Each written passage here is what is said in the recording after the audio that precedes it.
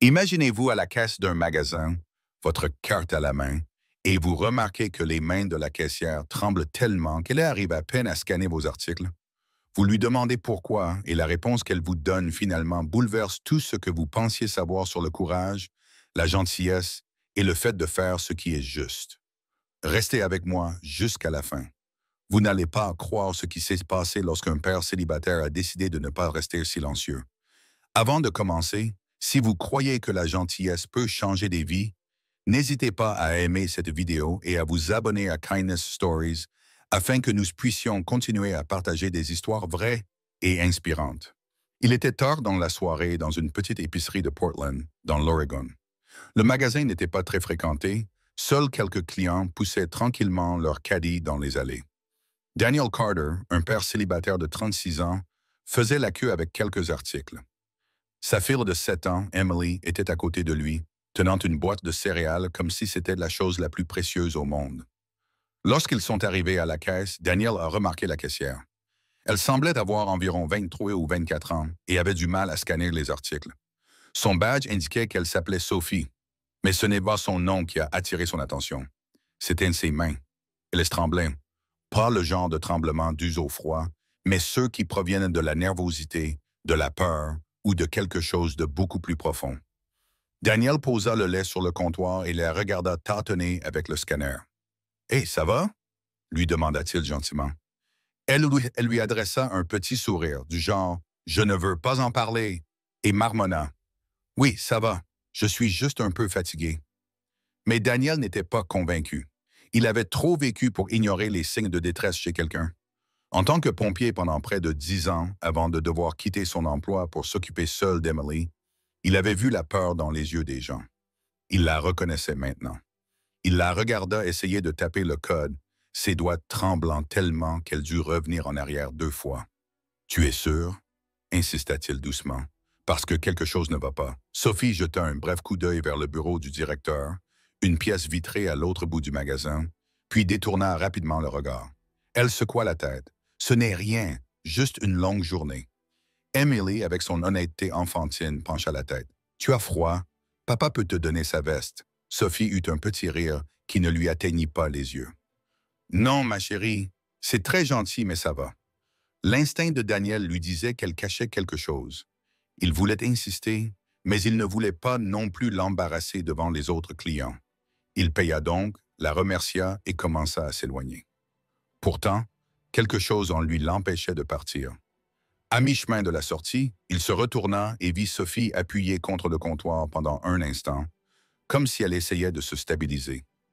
Puis le gérant du magasin, un homme trapu d'une quarantaine d'années au visage renfrogné, sortit de son bureau et lui aboya quelque chose d'un ton bas mais sec. Elle se raidit instantanément. C'est à ce moment-là que Daniel comprit qu'il ne s'agissait pas de fatigue. Il retourna au comptoir et attendit que l'autre client soit parti. « Écoutez, dit-il doucement, se penchant juste assez pour qu'Emily ne puisse pas entendre.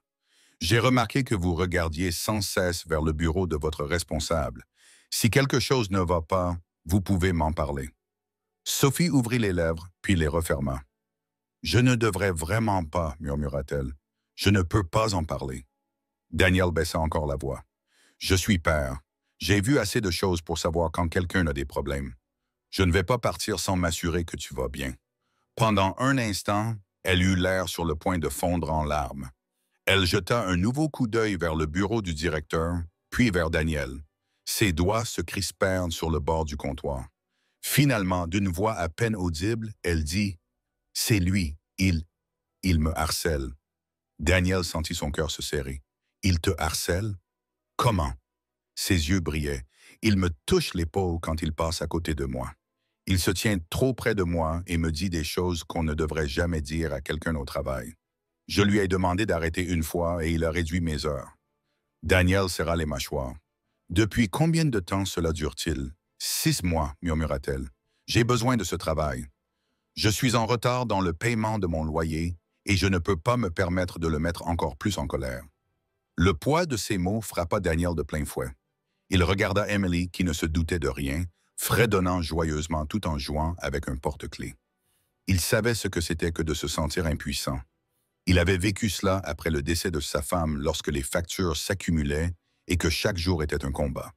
Il prit une profonde inspiration. Sophie, vous n'avez pas à être bête. Ah, si. Vous n'avez pas à affronter cela toute seule. Elle secoua la tête. Ne dites rien, s'il vous plaît.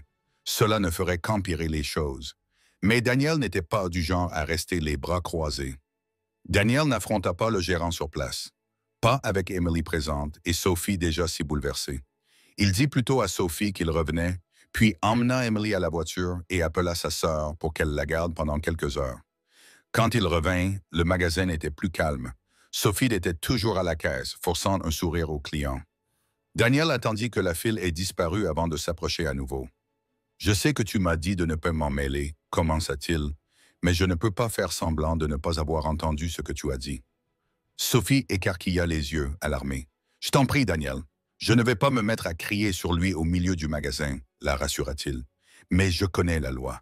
Je sais qu'il y a des moyens de le faire arrêter et je suis prêt à te soutenir pendant que tu portes plainte. » Ses lèvres tremblaient. « J'ai peur, je sais, » dit-il doucement. « Mais le courage, ce n'est pas de ne pas avoir peur. C'est de faire ce qu'il faut malgré tout. » Après un long silence, elle murmura. « Et si personne ne me croit? » Daniel se pencha vers elle. « Alors ils auront affaire à moi. J'ai déjà vu des hommes comme lui, et ils s'en tirent parce que les gens se taisent. Pas cette fois. » Lentement, elle acquiesça. Ensemble, ils se rendirent à la salle de pause où Sophie appela d'une voix tremblante le service des ressources humaines de l'entreprise. Daniel resta à ses côtés tout le temps, sa présence calme lui donnant de la force. Elle décrivit en détail le harcèlement dont elle était victime, nomma le responsable et expliqua comment ses heures avaient été réduites lorsqu'elle avait résisté. Le représentant des ressources humaines lui promit une enquête et lui dit qu'elle n'aurait pas à travailler jusqu'à ce que l'affaire soit résolue. Lorsqu'ils sortirent, le responsable les vit ensemble et fronça les sourcils. « Que se passe-t-il ici? » demanda-t-il. La voix de Sophie tremblait, mais elle se redressa légèrement. « Ce qui se passe, c'est que je vous ai dénoncé. » Le visage de l'homme pâlit. « Vous ne pouvez pas. »« Si, je peux, » dit-elle, se surprenant elle-même. « Et je l'ai fait. » Daniel s'avança juste assez pour que sa présence se fasse sentir. « Tu as fini de l'intimider. Si je te surprends encore à la regarder de travers, tu auras affaire à plus que les RH. » Le responsable bredouilla, mais ne répondit pas. Alors qu'il s'éloignait, Sophie expira bruyamment. « Je n'arrive pas à croire que j'ai fait ça. »« Tu l'as fait, » dit Daniel avec un petit sourire. « Et tu es plus forte que tu ne le penses. » Elle le regarda avec gratitude. « Merci de ne pas être parti. » Il haussa les épaules. Parfois, le plus petit geste de gentillesse peut changer la vie de quelqu'un. Plus tard dans la semaine, Sophie appela Daniel pour lui dire que la société avait suspendu le responsable en attendant les résultats d'une enquête approfondie et que les RH lui avaient proposé des heures supplémentaires dans un autre magasin.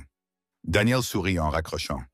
Emily, qui avait entendu une partie de la conversation, demanda « Papa, elle va bien maintenant? »« Oui, ma chérie, » répondit-il en la serrant contre lui. « Parce que parfois, il faut simplement défendre quelqu'un, même si on ne le connaît pas bien.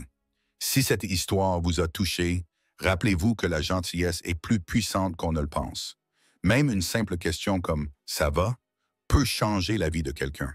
N'hésitez pas à aimer cette vidéo et à vous abonner à Kindness Stories afin que nous puissions continuer à partager ces moments de compassion avec le monde entier.